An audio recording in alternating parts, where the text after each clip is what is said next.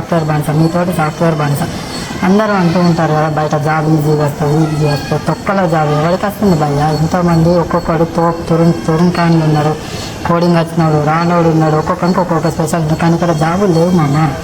ఇక్కడ పాయింట్ ఏంటంటే మనం ఇంటి పక్కన వాళ్ళ మాటలు పట్టుకొని, ఇంటి ముందు మాటలు పట్టుకొని మన పేరెంట్స్ మనల్ని అంటూ ఉంటారు, కానీ వాళ్ళకి తెలియదు కదా మన బాధ ఏంటి అనేది.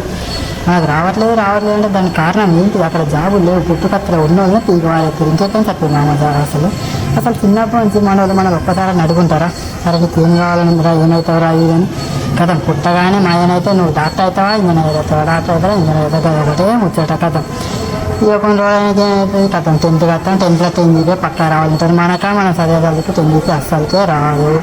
వచ్చినా కూడా మనకంత టాలెంట్ ఏమి ఉంటుంది, పక్కా 100% ఉంటుంది కథం. 10th అయిపోయినా మళ్ళీ ఇంటర్కి రావాలి. ఇంటర్కి వచ్చినాక ఏంటి, సాఫ్ట్వేర్ ఇంజనీర్ కావాలంటే పక్కా ఏం చేయాలి, ఎంపీసీ తీసుకోవాలి. ఎంపీసీ తీసుకోవాలి, మళ్ళీ MPC, IIT, JEE mains, EAMCET, ఓ కథ చెప్పే తక్కువ ఇమేజ్ ఎక్కువ. మన ఊరికే ఎక్కువ కావాలి. మన ఇంటర్లో ఇట్లా పిల్లలు వచ్చి మా ఇల్లు ఉంటుంది. ఎట్లా అంటే ఒకసారి కానీ అక్కడ మనకు అర్థం కాదు అసలు వాళ్ళు ఎందుకు అని కథలు చెప్తాను. అట్లాగా ఇద్దరు ఐపీ చెప్తుంది, ఎంసెట్ చెప్తుంది కదా, ఎంసెట్ అట్లా ఎంసెట్లో ర్యాంక్ రావాలి. ఇంకా వచ్చినప్పుడు మంచి కాలేజీలో తీసాలి. మ్యాక్సిమం అయితే రాదు అమ్మ. ఎవడో టాపరు ఎక్కువ చదువుకొని వానికి తగ్గట్టు కొందరు ఉంటారు, కొందరు లెక్కలు చదువుతారు, వాళ్ళు సూపర్ మామ అసలు. కథ ఎంపీసీ అయిపోయిందా, ఎంసెట్ అయిపోయిందా కథ మళ్ళీ బీటెక్ వస్తారు. బీటెక్ వచ్చినాక ఏమైతే కథ బీటెక్ వస్తే కంప్యూటర్ సాఫ్ట్వేర్ కావాలంటే ఏంటిది మెయిన్ సిఎస్సి. మళ్ళీ సిఎస్లో ఏం లేదు, సైబర్ సెక్యూరిటీ, డాటా సైన్స్, కథ ఇంకో 10 రోజులు కథ ఇంకా ఏదో ఒకటి తీసుకుందాం అనుకో కదా. 4 ఏళ్ళలో మనకి ఏం రాదు, ఇట్లా కళ్ళు మూసి తెలిసేలోపు కథ 4 ఏళ్ళు అయిపోతాయి. ప్లేస్మెంట్స్ వస్తాయి, ప్లేస్మెంట్స్ రాకుండా ప్లేస్ రాము కథ. మళ్ళీ ఏం చేయాలి మనం, రూట్ కూకట్పల్లి, మియాపూర్, కేబీఎస్సి, ఇవే మళ్ళీ ట్రైనింగ్ కోచింగ్ సెంటర్లలో జాయిన్ అవుతాం.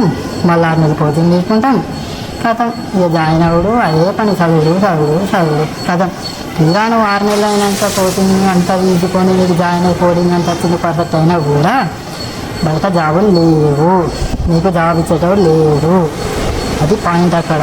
ఎన్ని జాబ్ ఇంట్లో ఏమనుకుంటారు, మన కాలేజ్ చదువుతున్నాం ఇంట్లో అనుకుంటారు, కానీ మనకు తెలుసు లోపల ఏం జరుగుతుంది ఏంటి అని కథ.